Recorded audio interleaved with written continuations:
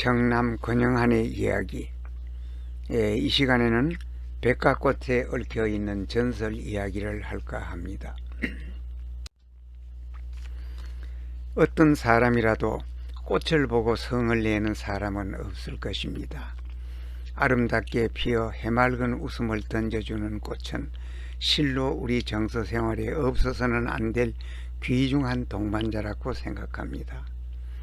모양도 색깔도 다양한 꽃에는 꽃마다 다른 아름다운 이야기가 깃들어져 있습니다. 일컬어 꽃의 전설. 여기서는 그런 이야기를 해나가기로 합니다. 이 시간에는 백화꽃의 전설 이야기를 할까 합니다. 옛날 어느 마을에 신앙심이 두터운 사월이라는 예쁜 소녀가 살고 있었습니다. 어느 날 사월이가 여느 해처럼 마른 풀을 모아 다발로 묶고 있었습니다. 마치 그곳을 지나가던 원님이 아름다운 사월이의 모습을 보고 말을 건너왔습니다.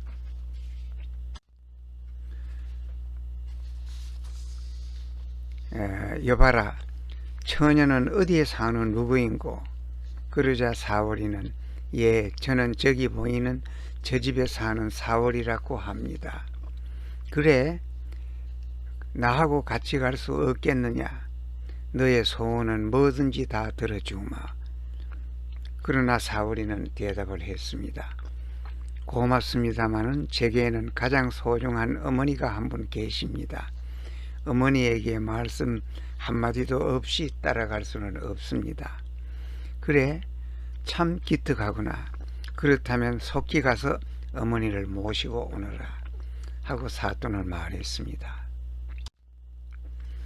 사월이는 집으로 뛰어가서 어머니께 원님의 말씀을 전했습니다. 그런데 원님은 아주 나쁜 사람이라고 소문이 나 있었습니다. 예쁜 처녀는 모조리 데리다가 자기의 놀이객감으로 삼았습니다. 그런 사실을 알고 있는 어머니는 떨리는 목소리로 말했습니다. 사월아, 큰일 났구나. 어서 이곳을 피하자. 마침내 모녀는 정든 집을 뒤로 한 채 도망을 쳐나왔습니다. 하지만은 갈 곳이 없었습니다. 며칠을 두고 숨어 다니던 모녀는 절을 찾아가서 스님에게 모든 사연을 말하고 숨겨줄 것을 간청했습니다. 스님은 두 모녀를 구석진 방에 숨겨주었습니다. 그런 줄도 모르고 사월이를 기다리던 원님은 뒤늦게 사월이가 도망간 사실을 알고는 화가 나서 부하들에게 사월이를 잡아오라고 명령을 했습니다. 포졸들은 사월이 모녀를 찾아다니다가 마침내 사월이가 숨어있는 곳을 찾아냈습니다. 문 열어라! 어서 문 열어! 그러나 스님들은 문을 열어주지 않았습니다.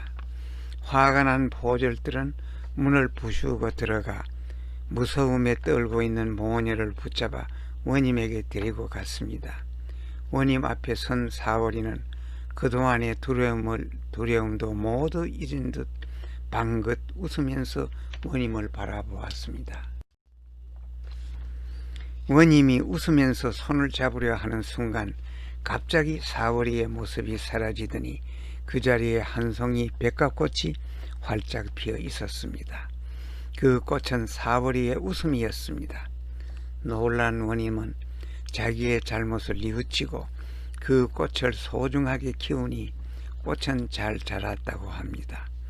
그리고 그 꽃은 바로 사월이처럼 예쁘고 깨끗한 백화꽃이었습니다.